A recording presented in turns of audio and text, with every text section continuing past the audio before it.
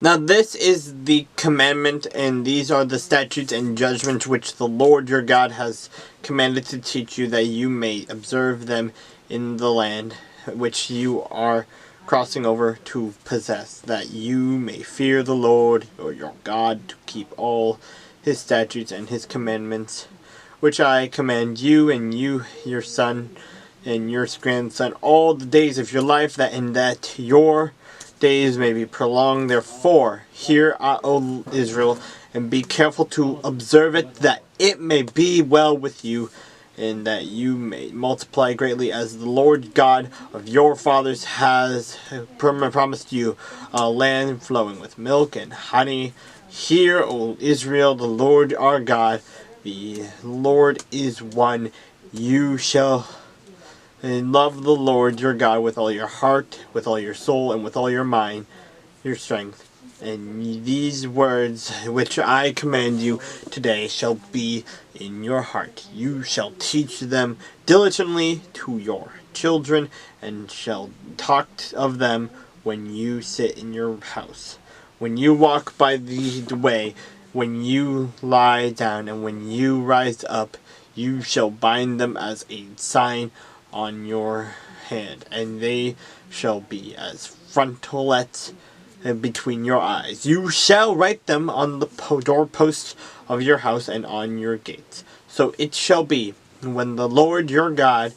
brings you into the land of which he swore to your fathers, to Abraham, Isaac, and Jacob,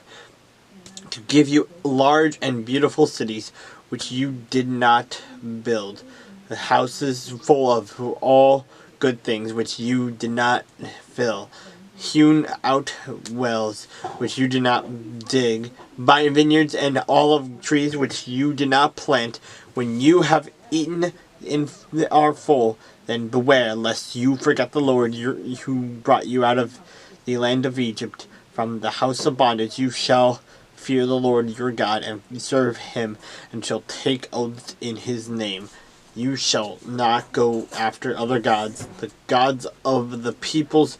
who are all around you, for the Lord your God is a jealous God among you, lest the anger of the Lord your God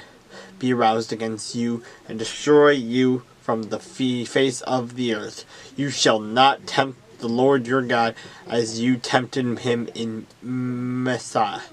You shall diligently keep the commandments of the Lord your God, with his testimonies and his statutes, which he has commanded you. And you shall do what is your right and good in the sight of the Lord, that it may be well with you, and that you may go in the possess the good land of which the Lord swore to your fathers, to cast out all your enemies from before you, as the Lord has spoken. When your son asks you in time to come, saying, what is the meaning of the testimonies, the statutes, and the judgments which the Lord our God has commanded you, then you shall say to your son, we were slaves of Pharaoh in Egypt, and the Lord brought us out of Egypt with a mighty hand, and the Lord showed signs and wonders before our eyes, great and severe, against Egypt, Pharaoh and all his household. Then he brought us out from there, that he might bring us in and give us the land of which we swore to our fathers. And the Lord commanded us to observe all these statutes, to fear the Lord our God for our good always, that